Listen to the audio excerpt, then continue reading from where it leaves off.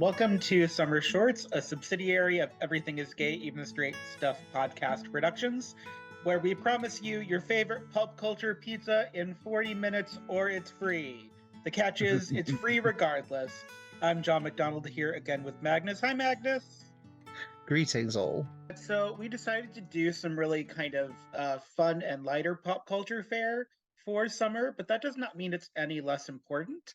And of course, we have to reserve a bit of energy because this is the summer of Barbie, or Oppenheimer if you're a super butch lesbian.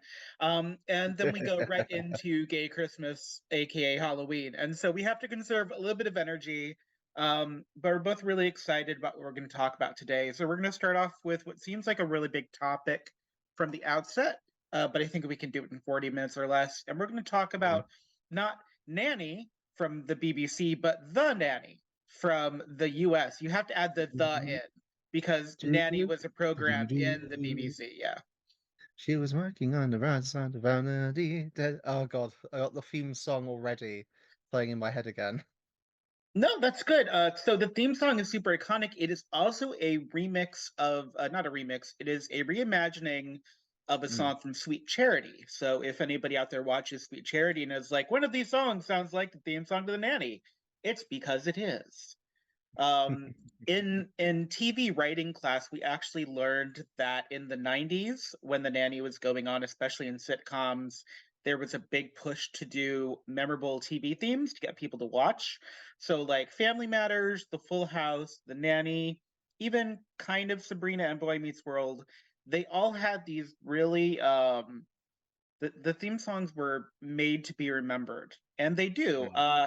And the animation with the Nanny theme, I think, is really interesting too, because we don't see the animated opening in many other non-animated shows. I tried doing it as a costume once. It's really hard to get that 0-inch waist that they gave Fran in the opening. Oh, Yeah. oh yeah, as well as the sheer flatness, of course. Oh, yes. Well, the sheer flatness wasn't that hard to achieve, although I have a lot of personality, so I had to subdue myself. So this is a show that ran from 93 to 99. It did 6 years. The last year is one of the probably least liked of the show, and Fran talks about it. So Fran Drescher wasn't just the star of this show as Fran Fine, she was also the showrunner. And there was a lot in The Nanny that was done with a lot of intention, both on her part and the part of the other showrunners. And the first one is the will they, won't they aspect, which is the thing people remember about The Nanny the most usually. Is the will they, won't they. And Fran Drescher talked about this in an interview either before or during the 2016 reunion, where she talked about after season 5, when Maxwell and Fran get married, they had to figure out what they were going to do for season 6 because that was the crux of the show for a long time. And so the reason we see it repeated with Cece and Niles and with Maggie and her husband, the underwear model whose name I can never recall, you see that will they, won't they again, because that was pretty much not the whole premise of the show. There were lots of other things going on. It was very rich, but that was kind of the crux of the drama, of the sitcom of it all. And so in fulfilling that in season 5, it's a great finale, but then what do you do for season 6? So I don't think season 6 is that bad. I think it's an interesting exploration. I think it does have some funny moments. I like the reveal of Morty, who we'd only ever seen off screen. And of course, Lainey, the fabulous Lainey Kazan, got to sing in season 6. And so I think as far as The Nanny goes, it's a really good show, but it's not a show you can pay attention to it, or you can leave it on while you're doing something else and you still get it. I think it's worthwhile in both ways. I sometimes like to have Nanny marathons. I bought the series on DVD, so I don't have to watch it on HBO Max.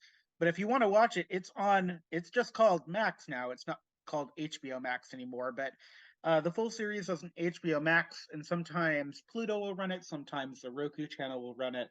But it's always on somewhere. And for something that started in 93, that's a pretty good feather in its cap for it to always be on. No, indeed. Well, we've discussed this with the Golden Girls, there being with good shows having an element of timelessness to them.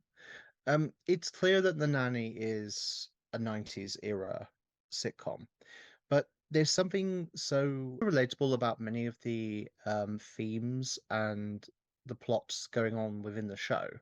And then the humor itself, Fran delivers in such a way that's just spot on. And the Yeah. supporting cast is all really great at like tying into the humor as well. So it never feels that the nanny is tired. And a lot of the episodes, a lot of the seasons, I would say, they don't, if you watch them out of order, it's not going to really affect you too badly, if that makes sense.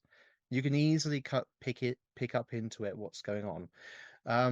The sixth season, yes, it's more of a concluding arc to everything else that's sort of like, because everything's led up to the one point and such. But even that season, I mean, I really do like it because of the fact that it feels like a natural conclusion. Well, Um, yeah, and season 6 is also one of the last episodes of season 6. We get a nod to Fran Drescher's character from This is Spinal Tap. But we also get the last TV appearance of Ellie Mae Clampett, who was the last surviving member of the Beverly Hillbillies. She plays the mm. realtor that sells them the house that they are going to end up living in LA. And they do that nod to the Beverly Hillbillies where they do the waving thing. And that Yes. is a core tenet kind of the show of being aware that you exist in the sitcom universe. We see it with them having Ray Romano on as Ray Barone. They see it as people kind of reprising characters, and of course the nod to I Love Lucy, which is intentional. Um, the Nanny is one of my favorite things about the '90s is that in the '90s things were not afraid to be what they were. A superhero movie was a superhero movie. You knew what you were getting. And The Nanny was really a show about love and growth and how growth Mm. comes from love. And they didn't shy. I think that's what makes it rewatchable is that they're not shy about this is a show about love. There's some drama, but it's about love and comedy and heart and kind of that annoying thing where you love your family and wish they would go away at the, at the same time. Which is also Yeah. just a very Jewish thing, I guess. Mm. And speaking of that, it's nice how like he didn't with Fran's inclusion into the family, it's a very natural, organic way that her presence grows as her relationships with not just Maxwell, but the children deepens over time. Yeah. Um, and she starts to bring like, a bit of herself into the family. Um, there's that great memorable episode where oh, what was Maxwell's past wife? I forget her name. I want to Oh, say it was Sarah. Sarah is the name of her of yes. Maxwell's first wife.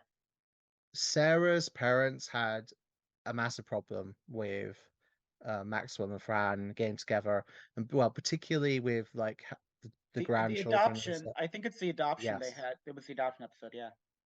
the issue is, of course, that it went wrong in typical sitcom fashion, um, and then thankfully they're able to resolve it.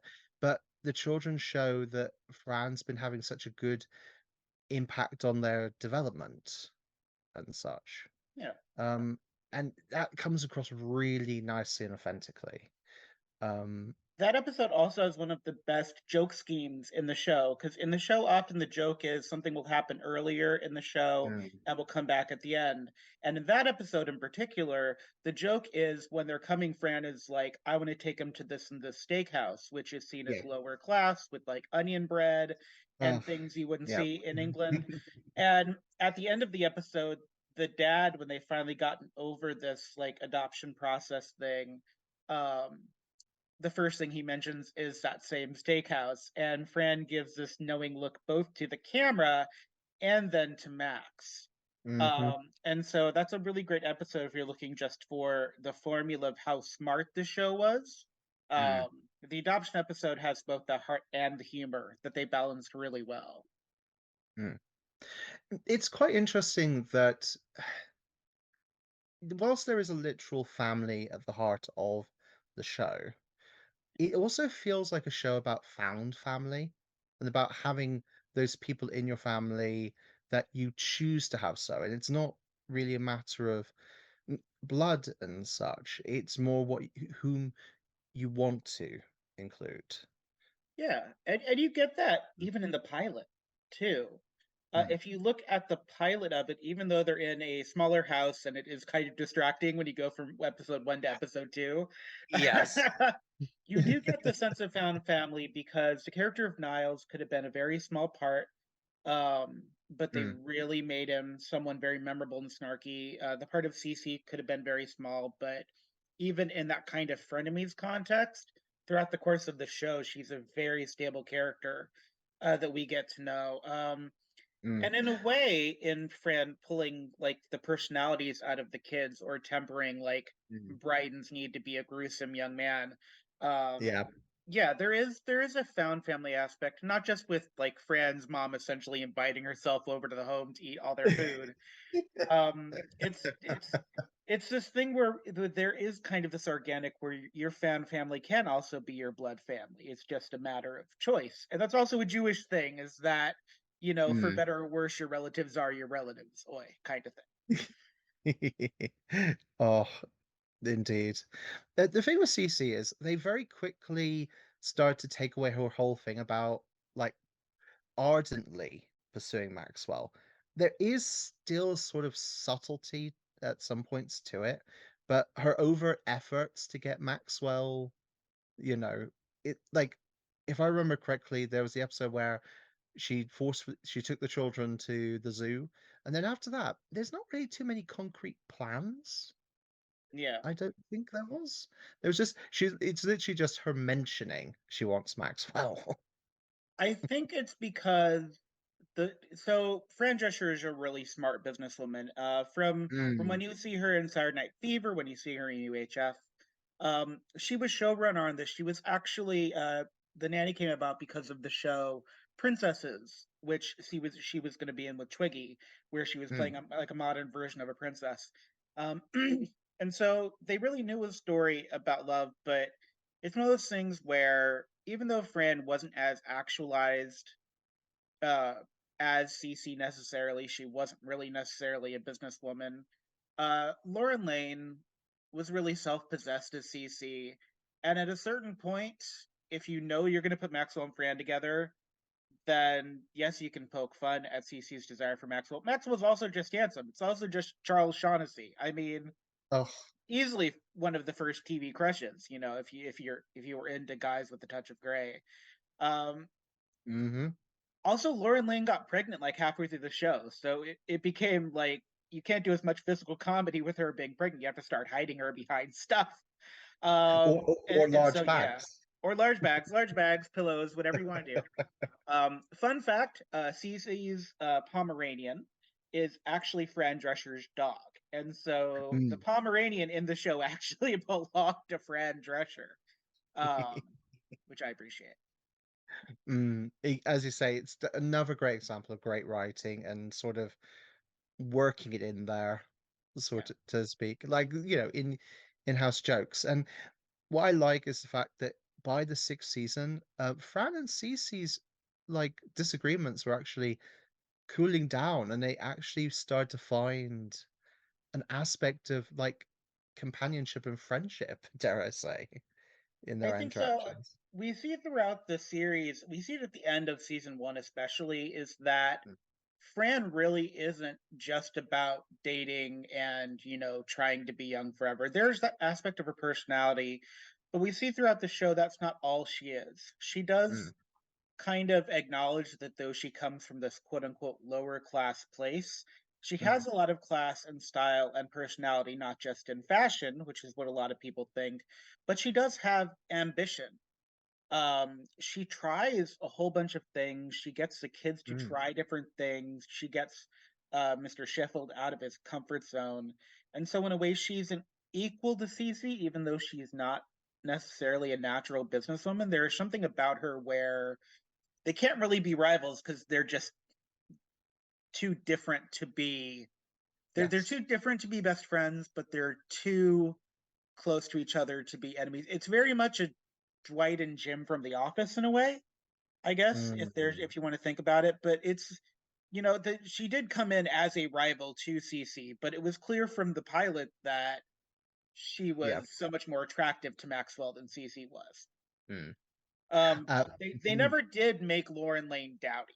They never made Cece like they did to Dorothy and the Golden Girls, where they kept telling her how ugly she was. Yes, they would make jokes about mm, uh, her visage, but they never dressed her dowdy. They never dressed anyone in the show dowdy. They did a fabulous mm. job with the outfits, even like the school Oh. uniforms for the kids. But yeah, even in Lauren Lane being the unattractive second string to Fran Drescher as Fran Fine, they dressed her up in fantastically tailored clothes, very 90s. Lots of Mm. like late shoulder pads, but that was just the 90s for businesswomen. I never felt like they played Lauren Lane as ugly, and I really No, no. appreciate that. They never played Sylvia Fine as ugly, even though they made jokes about her weight. It always felt like it was kind of in good fun, and it was never meant to hurt in the way Mm. that we hear, in the way that we hear about B. Arthur as Dorothy, like walking out of the writing Mm. room once because she was tired of 6 years of jokes at her appearance. It never felt like it got that mean spirited on the Nanny. No. Very, very true. Cece was always wonderfully well dressed. Like she had a bit of a presence when she came into the room in her outfits. You could believe that she was a ambitious businesswoman. Um, and then you take it like also she never struggled to get dates. Like when she wanted to make Maxwell jealous, she was easily able to get a string of men to date her. She was just focused on the unattainable. Yeah, which is fine. I would also focus on that. It's unattainable. That's also kind of the conceit of the series. In the I Love Lucy, Dick Van Dyke sitcom sort of way, you have to have something unattainable. You need Mm, to have your Laura for your Urkel. You need to have like the boyfriends from the Facts of Life. You always need the tension of is Mr. Roper, Mr. Furley going to find out through his company kind of thing. And so that rivalry kind of had to exist, but even when Cece had moved on to Niles, there's still a bit of that rivalry, and Cece always trying to come out on top. But that was just kind of her personality. And so you mm, can write female frenemies in a way that works, because otherwise, then Cece is just another Val, and that doesn't work. You have to write the characters so there's still a little bit of tension between them in order for it not to feel samey. And I think it mm, worked really well. It's a well written show with a female centric guy. And I think that's part of why mm. The Nanny does really well, is because it's female centric, but it doesn't feel like patronizingly female. It doesn't feel like later No, seasons of Drag it, Race feel to me now. mm. It doesn't feel like, even though it's female centric, it doesn't feel like the men are second fiddle. It just feels like they're as important characters, but they're not the centerpiece, as it were. I'd argue that Fran taught Brighton as much as she taught Maggie and Grace. We just Mm, don't see it as on screen as much because we see really the most of the interaction with Fran and the children as Fran and Maggie, because that's the, very mother daughter, very sound of music bonding moment. And Gracie in that season one is just overwhelmingly a nutcase and like in therapy 4 times a week. And I'm kind of glad they tamped down on that. But I feel like even in universe, even just by watching her be this very amazing self-actualized woman, Brighton mm, learned a lot about the kind of woman he'd want. And even though he's still, a late teenager at the end of the show, you can tell how Fran has softened that in him and set him up mm, for a great potential of how to meet a really like exuberant, attractive woman in a way he may not have gotten with another nanny.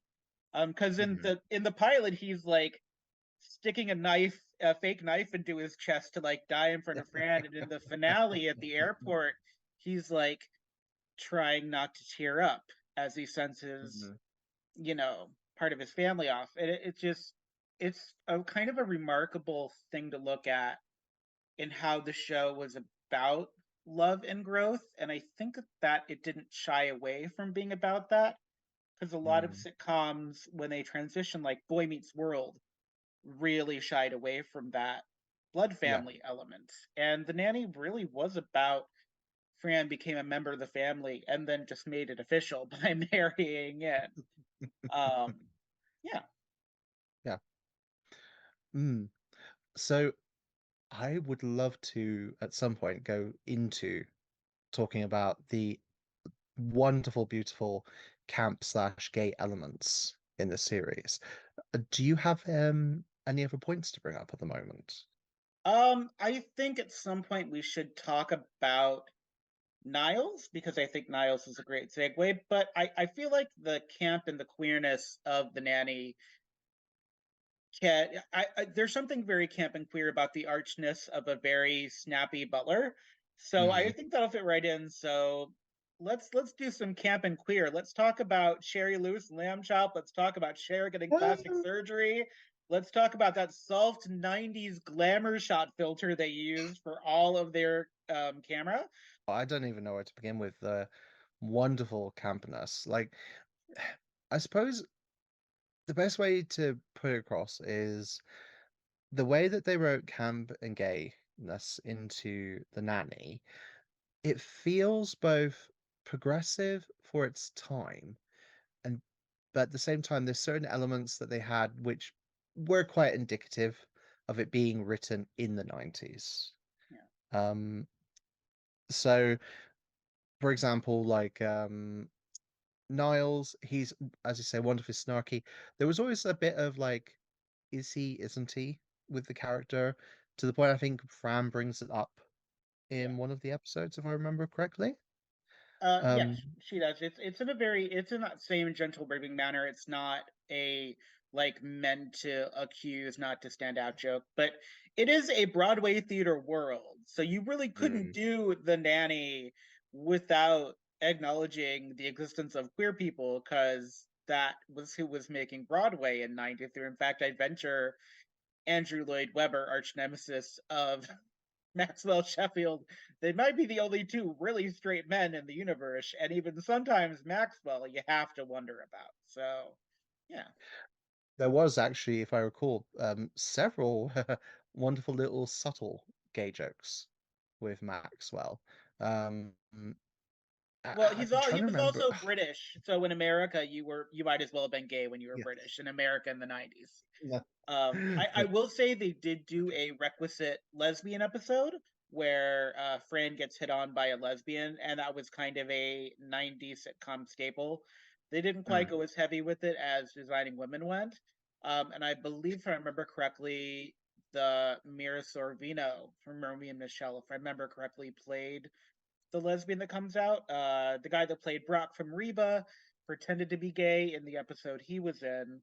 Um, Was that the male nanny? yeah, the male nanny who would go on to play Brock in Reba as the scumbag ex-husband. Yes, he pretend the episode he was in I think it's in season one is one where he kind of pretends to be gay, but it's not as cringy as it sounds just saying it as a statement. Even in that, there was a lot of attention to making sure it never felt like shamey against gays. It's just kind of one of those plot points where it's something a straight dude totally does in like a weird recess of their mind that will think they'll get the women, I guess. And it was a plot point in one episode of The Nanny. It exists. So Mm. And to touch upon a point that I made earlier about that sometimes it felt like it was clearly writing from the 90s.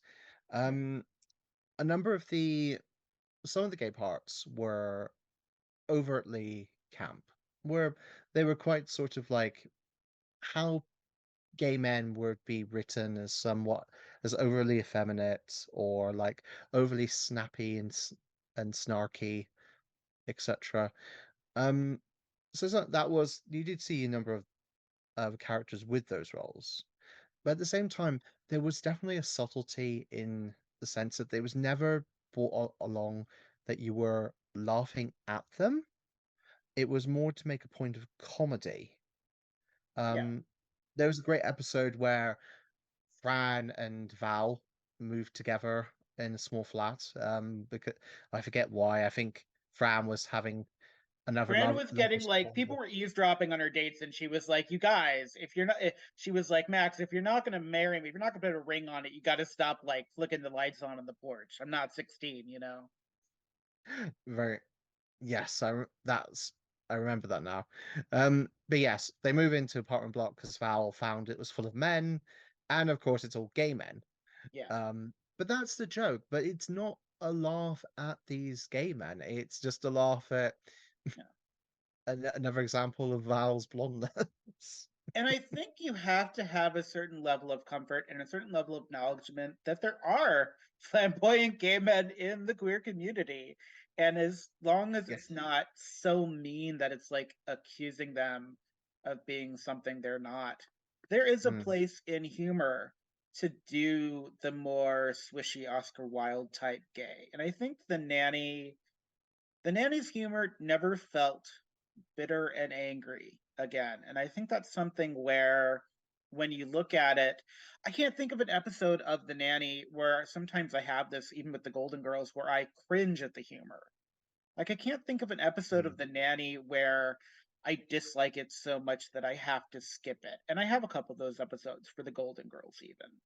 There's something mm, really great about doing a queer plot line, but then ending your season one finale with having Danny come back and Fran speaking out loud the revelation, I've outgrown you, and what that means. And so there's a poignancy to the mhm, show that I think juxtaposes with the dog is gonna eat lamb chop the puppet and it's gonna cause wacky hijinks. Like Fran is gonna get to see Maxwell naked in the shower, wacky hijinks ensue. Um there's a balance in queer and campness that I think we forget in the 90s. We were coming out of the 80s and the AIDS epidemic. And so even having just queer people on TV was still something of a revolution in 93, and it was mm, something there was only certain ways you could do it. If we ever talk about Will and Grace, we'll talk about, mm, Matt Baum talks about this in his Will and Grace episode about how they had to push Jack so far and they had to reel Will in because of how people were perceived in queerness on TV. mm, And so it's of its time, but it doesn't feel mean. And honestly, there are some queer people that are kind of bitchy, acerbic, and femme. And I don't think we should shy away from celebrating that. It'd be like the arbitrary, we don't want to celebrate butch leather people at Pride. Like, then what's the point? As long as it's always about the character seems happy and self-actualized and they're not using it to beat mm. themselves up with, I'm okay Yeah. with it. And in the case of The Nanny, that's not even the biggest queer thing for me in The Nanny. The biggest queer thing for me in The Ooh, Nanny go on. is Yep. is so every time Fran Fine came down that grand staircase and like took off her jacket and there was the most fantastic like outfit on it that was the most high end designer thing you'd ever seen for someone on her salary. That's gay for me. A dress made on sparkly M&M wrappers is gay for me. Like that is the ultimate, that's what kind of makes this show endure, is the Mm, fashion, is this idea of this grandness, this idea of putting yourself in high society because you can actually pull it off but be authentically yourself. mm. There's a reason there's an Instagram called What Fran Wore that I follow, and that they sell clothes from the TV show. Like the Wow. iconography of the show, the intention of the show to do just what I Love Lucy did in the 50s, which is what I did with fashion, as Mm, well as with the sitcom. Um, it's kind of it's an amazing show, and the fact that it ran for 6 years, and even though it didn't win many awards, it was a popular show. Like, and mm. even with actors, because the amount of people that guest starred in one episode playing themselves or playing like a Oh, long lost family God. member, Yeah. it's not, you can't even find them on the Wikipedia entry because there's so many. They've just got like a block of the most and then like and more. And it's really good. Even in the pilot, James Marsden, who we'd come to know as Cyclops beautifully and lovingly, among other Yes. characters, is Maggie's first kiss, which sets off the drama of the first episode and really sets up the dynamic of the show. And it's so amazing to have that be part of your history and to have that be Mm. really iconic Broadway people's kind of mainstream moment. Made me happy, very happy. Mm. Oh yes, I remember the amount of times that you'd see a famous face just pop up unexpectedly. If nothing else, that has some brilliant rewatch Yeah, ability to it. Oh God, Whoopi was on the one episode, I think. Wasn't she, was she a marriage? No, she was a wedding planner or a marriage counselor. What was she she? was the wedding Um, planner trying to get them to buy the pop-up book that they were going to put at everybody's table, which had like the weird pop-up bobblehead things. Ray Charles was on it as Yetta's boyfriend, fiance, husband. People forget this in the middle of the show. Ray Charles is like in a multi-episode arc for Yetta. Also, the woman that played Yetta is TV royalty because she was the best friend on Dick Van Dyke. So when they make that one-off joke about Yetta thinking she looks like such and such woman, that's her referencing the character she played on Dick Van Dyke, mm. which was one of the first sitcoms with Mary Tyler Moore. Ooh, very quick Yeah, mention whilst we still have time. That something we haven't pointed out is the fact that it wasn't just Fran making connections with the children and their new family. It was, Sylvia and Yetta were starting to make connections as well as like, you know, in a way, adopted grandmother and then great grandmother. yeah. Um, especially I when Yetta tormented Brighton. There's a great episode, and it's only cringy now because it takes place in Atlantic City, so it's because it takes place at a certain hotel with a certain brand name I don't want to say. Mm, mm. Um, but it's the idea of Brighton is a natural like canast or pinochle or this like really Yes. weird old lady like card game. And it just makes me so happy that like there was a way in which they allowed the light of the children to shine that you don't often get for kid actors outside Mhm, of kid vehicles. So we saw it on Boy Meets World, but that was because it was about the kids. mm. The Nanny still let the kid shine, and even though Grace, kind of in the final season had less to do, and they were bringing the twins in, it never felt like the kids being less focused meant they had less of a focus, if that makes sense. The way they blossom throughout the show is to be commended. It's great writing. Mm, So yeah, indeed. Oh yeah, they all gain something from Fran's sort of yeah, not tutelage, influence. Like Maggie's confidence, Brighton's sensitivity, and Gracie finding sort of her own calm, as it were. yeah. And I think that's probably why that there have been 12 adaptations of The Nanny into foreign countries and foreign languages. I know, And it's all of amazing. these were sanctioned. I don't know if they were all sanctioned by Fran Drescher, but they were all kind of helped by either writers or Fran Drescher. Can I run through the list of these countries that have done this real Go quick? ahead. Yep. So Argentina with La Niñera, Chile with La Nanny, Ecuador with La Love Annie. Niñera, Greece, and I can't pronounce the one in Greece because that's in Greek. Indonesia did The Nanny, but it was in Indonesia. In Italy, they have The Nanny, but they've completely changed the backstory. So she's Roman Catholic, or she's Jewish, and no, she's Roman Catholic. In Wow. Mexico, they have La Niñera. Poland has Ñania. Portugal did Ama. Russia did a version called My Fair Nanny that was 173 episodes and it was so popular after the show ended in America. Some of the writers went to write, and the Russian version of The Nanny has like two separate seasons based on ideas that Mm, didn't make it into the American show. wow. Like people in Russia loved My Fair Nanny. The show's amazing. Like I kind of want to watch it. It's one of the first successful sitcoms in Russian television, and I would love to see it. It Ah. did it did 7 seasons. So after Ooh. Russia, Turkey had one called Dottie. Um, And then there was a kind of Spanish version here in the United States called La Muercita Niñera, which was set in Houston. And so all of these kind of had the blessing of the showrunner, and there's about 1 million countries that it's shown in syndication in. But like countries love this so much, they made their own version. Um, and like Argentina, their version started in 2004, so it was much after the show ended. Wow. And so I love this idea of that this idea of love, but also this idea of desire really transcends, language. And even though they kind of mess with the origin story just a little bit, it still becomes about the dynamic of this guy in obvious pain and obvious grief who's Mm, missing his wife and doesn't know how to guide his children, finds this woman who really has the tools, even if she doesn't know the language, but in the way which she operates moves her into this world in such an organic way. And also, I love a woman that can eat, and so I know that it's like maybe something people be like, how did she eat all that food and stay so thin? But like, it's magic TV. This is one of the yes. shows where it's not so much about continuity, it's about the magic. It's like the Golden Girls in a way, where it's about the magic, not thinking about how they afford the house in Miami. They wouldn't be able to afford now.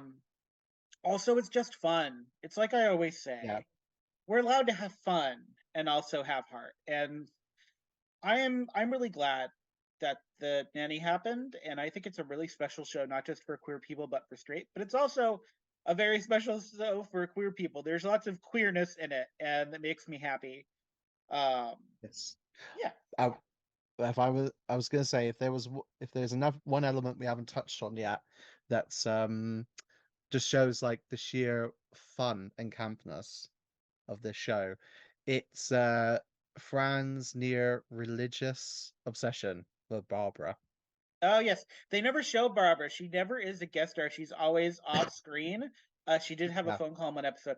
The only thing that the nanny never did that I would have loved to have seen, they Mm. did a couple of holiday episodes. They never did a Halloween episode.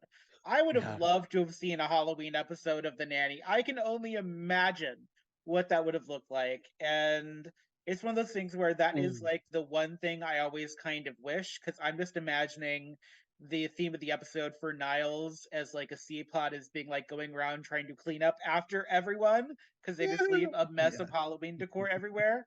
But it's the one thing they didn't do, which was super popular in the 90s, that I No. kind of always wish if I ever No. meet Fran Drescher, because she's now like the SAG after president, if I ever meet her for any reason, I'm going to ask her, hey, what would a Halloween episode of The Nanny look like? Yep. Oh, right. So I suppose that concludes this summer shorts then. Yes. So everyone's pop culture pizza is free, but not free because we did it in 48 minutes or left. And we will see you next time for another summer short on Everything is Gay, even the straight stuff. Bye. Ta-da!